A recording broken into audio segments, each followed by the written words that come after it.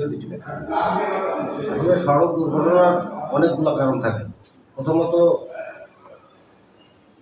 যারা সড়কের চালক, সেটা মোটরসাইকেল চালক থেকে শুরু করে দূরপাল্লার বাস, লোকাল বাস, ট্রাক চালকদের অসতর্কতা হলো প্রথম এবং প্রধান কারণ। আর সাম্প্রতিক দুর্ঘটনা বৃদ্ধি পাওয়ার অন্যতম কারণ হলো বিগত পবিত্র ঈদুল আজহা উপলক্ষে সড়কে যান চলাচলের চাপটা বেশি ছিল, এটা একটা কারণ। আর দ্বিতীয়টা আর একটা কারণ হলো, এটা বর্তমানে আমাদের দেশে বর্ষাকাল চলছে।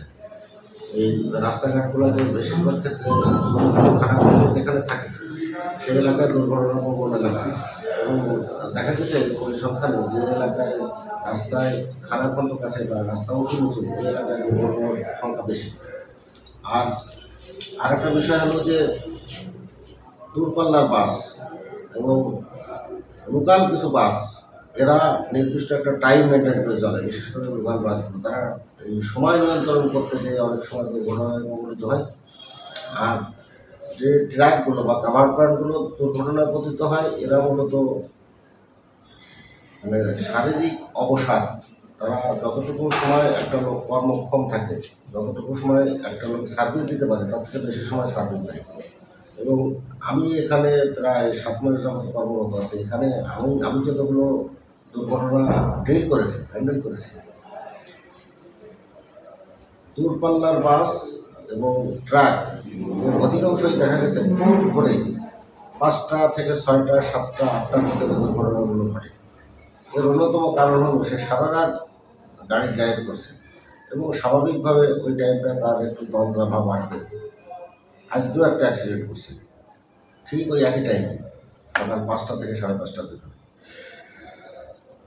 তো এই হলো যে এটা যারা গাড়ির মালিক, তাদেরকে ড্রাইভারের দিকে খেয়াল রাখতে হবে যে সে কতটুকু সময় গাড়ি চালাচ্ছে, এতটুকু সময় তার গাড়ি চালানো উচিত কি উচিত না। আর সব থেকে বড় কথা হলো যে আমাদের দেশে আলাদা কোনো সার্ভিস লেন নাই।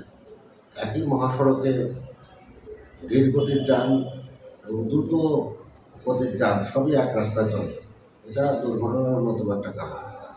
আর মোটরসাইকেলের বিষয়ে একটা কথা বলা উচিত, সেটা হলো যে আমাদের দেশের অভিভাবকদের আমি আহ্বান জানাবো যেন সচেতন হয়। কারণ রাস্তাঘাটে বেশিরভাগ ক্ষেত্রে দেখা যায় উঠতি বয়সী যুবক, হয়তো ইন্টারমিডিয়েট পড়ে বা এসএসসি পাস করছে, তারা মোটরসাইকেল চালায় এবং তাদের মোটরসাইকেল চালানোর বয়স হয় না, তাদের বৈধ লাইসেন্স থাকে না, হেলমেট থাকে না, ইভেন রাস্তায় নিয়মকানুনের তোয়াক্কা করে না। শুধুমাত্র আবেগের বশে রাস্তায় এসে জিগজাগ দিয়ে মনের আনন্দে অনিয়ন্ত্রিতভাবে গাড়ি চালায় এবং অনেক ক্ষেত্রে দেখা যায় যে সে দুর্ঘটনায় পতিত হয়।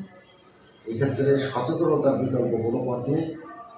অভিভাবককে সচেতন হতে হবে প্রথমে, যেন এরকম কম বয়সী যাদের মানে অপ্রাপ্তবয়স্ক ছেলেদের হাতে কেউ বাইক তুলে না দেয়। আর যারা রাস্তার চালক, তাদের প্রতি আহ্বান, তারা যেন নির্দিষ্ট গতিসীমা মেনে রাস্তায় গাড়ি চালান। কারণ গতিসীমা হলো এমন একটা জিনিস যে রাস্তা যেখানে 60 কিলোমিটার গতিতে গাড়ি চালানো যায়, সেখানে যদি কেউ 80 কিলোমিটার গাড়ি চালায়, তাহলে প্রয়োজনীয় সময়ে সে গাড়িটা নিয়ন্ত্রণ করতে পারবে না বা পারে না, ফল হিসাবে দুর্ঘটনা ঘটিত হয়। রাস্তায় যেহেতু গাড়ির স্টিয়ারিংটা চালকের হাতেই থাকে, এক্ষেত্রে চালককে সর্বপ্রথম সচেতন হতে হবে এবং চালকের হাতেই সব কিছু। চালককে অবশ্যই সর্বপ্রথম এবং প্রধান কাজ হবে চালকের সচেতনতা।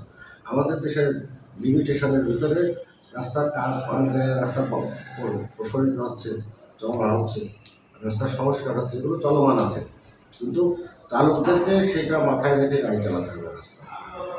এবং আমি সকল চালক ভাইদের প্রতি দৃষ্টি আকর্ষণ করছি আপনাদের মাধ্যমে, তারা যেন অবশ্যই ট্রাফিক সিগন্যাল মেনে এবং যথাযথ শৃঙ্খলার ভিতরে গাড়ি চালাতে হবে।